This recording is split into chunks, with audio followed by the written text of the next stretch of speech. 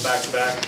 You hold them to 90 points. If you're drawing up ways to win a basketball game, especially on the second night of back-to-back, that has to rank pretty highly up there. Well, yeah, to win with defense like that, something that has been, of all the positives that we've had this season, obviously the defense has been the one concern. And to hold them to 90 points, 36 from the field, and 16 from three are all outstanding numbers.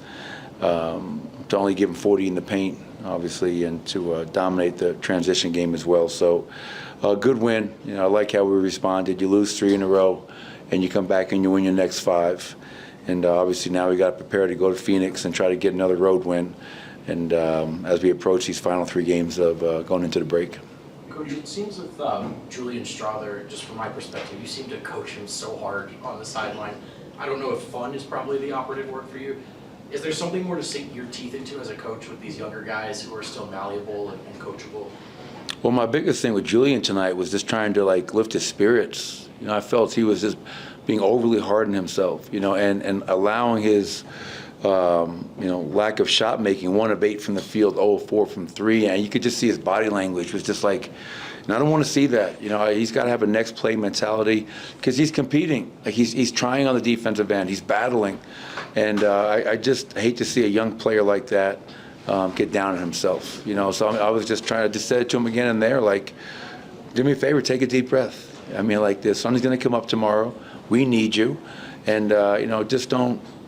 I thought one time he turned down a look, he turned the corner, didn't even look at the rim. That's not Julian. So, yes, the young players are malleable, which is great word usage by you.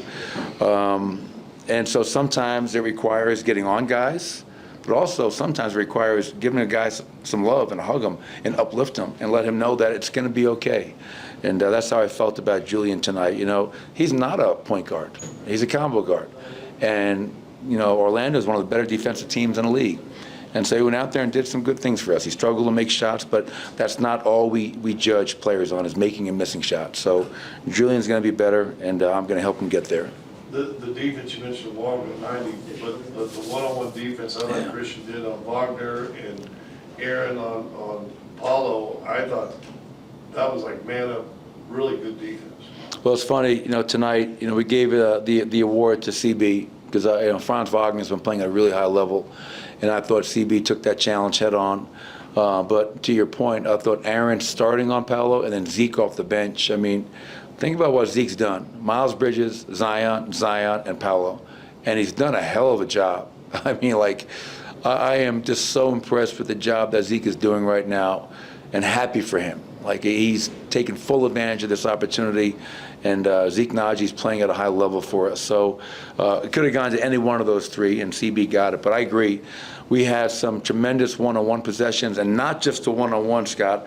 We had a shrink. We had 5 guys working as one, making that paint look crowded, and that's how you hold the team to 40 points in the paint. So a good effort, and hopefully we can replicate it or be even better on the road against a dangerous team in Phoenix. It looked like you did more hard hedges, stay with your man, get over the screen, and get back than you may have done in the last few games. Yeah, with a guy like Paolo, kind of like what we did with Zion the last 2 games, just trying to keep a bigger body on him and not switch a Julian or a Jalen Pickett or a smaller guy where he has the advantage. And so that's where we got into some of those shows and hedges just to keep size on size, physicality on physicality, and it's helped us out these last couple of games. What's gotten into Micheal Porter Jr. these past 3 games that he's been so productive offensively?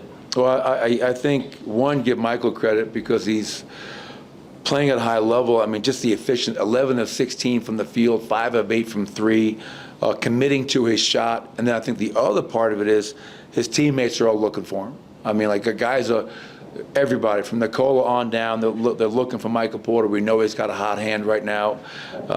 Aaron Gordon playing through him as a point forward, 7 more assists tonight, making plays for him.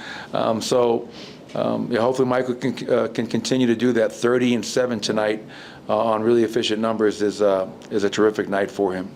Is that maybe a little different with respect to the Pelicans? Just that this is such an elite defense, and sometimes Mike maybe a struggle with physicality. maybe more encouraging to see him perform this way? Yeah, I mean, and you got to believe that everybody's game planning for Micheal Porter right now. So guys are setting great screens to free him up. Michael's doing his job of moving without it, with pace and purpose. And, if we can continue to do that, once again, offensively, we're putting ourselves in a great place. And if you can get that defense to be that much more consistent like it was tonight, like it was in the second half last night, now you're talking about a really dangerous team. Do you hope to have Jamal on Saturday against Phoenix? I hope for a lot of things. What about Jamal? I'll always hope for Jamal to be available. I mean, he's such an important part, and last night, he guts through so many games. I mean, people don't realize, and so he got through last night, and that knee was just not in a good place today. So the decision was made to sit him out tonight while he rehabs that knee, and hopefully he will be back on Saturday. And that's the plan, but we'll see how it responds. Coach, when Christian lays himself out on the floor, as he does so often, there was one point tonight where it kind of started your spark to you guys. How important is that to the energy of this team to see him laying out like he does? Oh, it's really important. We're not going to win many beauty pageants. You know what I mean? Like we have to be a team that does all the dirty work and gets on the floor, be the first to the floor, and come up with those loose balls. And that ignites that fast break. I mean, we're the best running team in the league, 50-plus games into the season. We dominate the paint. We're the #1 paint scoring team in the league. And CB has a lot to do with both of those. He ignites that break. He attacks the rim with this reckless abandon. He's not afraid of anybody down there. I think CB's intangibles, are what set him apart. And they've set him apart in high school, in college, and now in the NBA. And that's why the fans love him, because he's just a blue-collar guy who brings it every single day. Thank you, Coach. Appreciate it, everybody. Another Jokic triple-double. And the three-quarters.